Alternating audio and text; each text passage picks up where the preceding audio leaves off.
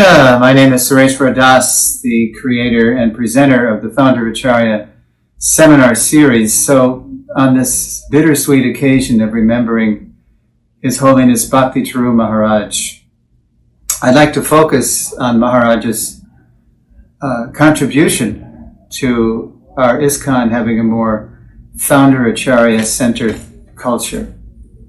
I first met Maharaj in 1987 in Vrindavan, India, when he was teaching at the first VIHE semester, the Vaishnava etiquette course. And that was a wonderful experience. But I really got to know him online when I started hearing him speak about Srila Prabhupada's unique position as our founder Acharya later on in the 90s. And also in the 90s, I spent about a year off and on in and around Udupi, India, the seat of the Madhva Sampradaya. And by then, ISKCON had more or less recovered from the zonal Acharya debacle of many gurus imitating Prabhupada's position as founder Acharya. So we were moving away from what I like to call Dikshism, which means the extreme focus on the Diksha Guru, to so much that we obscure the founder Acharya. So anyway, but then the reaction to that was Ritvikism, which was the polar opposite. So I was hearing Maharaj talk about Prabhupada's position as founder Acharya, and it really resonated with me and what I had experienced in Udupi, because I could see the Madhvas had a real good focus on their founder Acharya for hundreds of years. And that's how they had survived over the centuries. And they were very respectful toward their Diksha Gurus and their Shiksha Gurus, but they were finding their foundational relationship and their core identity with their founder Acharya, Sripad Madhvacharya. So in the early 2000s, when I went to Mayapur for the first time in 25 years, I met Maharaj there. And as soon as I saw him, I went up to him and I said, Maharaj, would you please teach a seminar on Srila Prabhupada's position as founder Acharya? I think would really help our society. And he looked at me. He remembered me from the course he had taught in 87 in Kartik in Vrindavan. And he said, let's teach it together. I was thinking, what? Me? Who am I to teach a seminar on this? He's the man, he's the one, he knows it better than me. But that's Maharaj. He's always the empowerer, always the inviter, the encourager. So we did do a little bit of an impromptu seminar. It wasn't advertised much, it wasn't planned. And we sat down and we just discussed together Srila Prabhupada's position in front of a room full of devotees.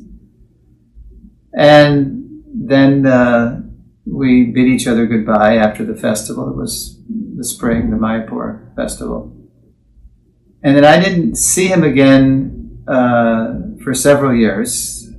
It was 2012. And by then I had developed a whole seminar series based on Prabhupada's position as founder Acharya. And I met him in 2012 in Mayapur again, and by then he had become the co-chair of a GBC committee called Srila Prabhupada's Position. And when I told him that I had created a seminar series, he said, oh, wonderful. You must take this all over the world. This is very important. And then later he came to Hawaii, where I was based at the time, and he was visiting. He was actually not well, and he was recuperating from some illness. And he very humbly sat in on a session of my one seminar session. And after the session, he said, this is really important. You must take this all over the world. And I'll give you some hints. I'll give you some pointers.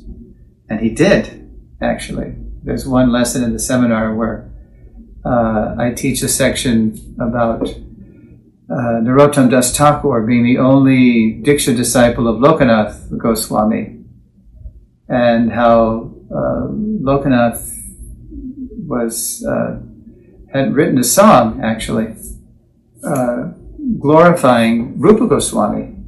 And there's one stanza in the song where Narottam says, "When will my Lokanath, Prabhu Lokanath, when will my Prabhu Lokanath take me with him to the lotus feet of Srila Rupa Goswami?" So think about that. Narottam is the only disciple, the only child, so to speak. Narottam is of Lokanath Goswami. And yet he's asking his dear Diksha Guru to take him with him to the lotus feet of their, so to speak, founder Acharya of the Vishwa Vaishnava Raj Sabha, who was Srila Rupa Goswami. So, over the years, as I was traveling the ISKCON world, Maharaj, I would see him in Mayapur. He would ask me how it's going. I would say, "By your mercy, Maharaj, I mean, you're the one that really empowered me to do this. So, thank you so much." And then, of course, let's see, the last time I saw him was 2020 in Mayapur. And he was the same encouraging self. No, 2019. That's right. Was it 2020? Yeah, 2020 actually. And that's when COVID was coming on. And, we're still pretty far from having a truly founder Acharya-centered culture.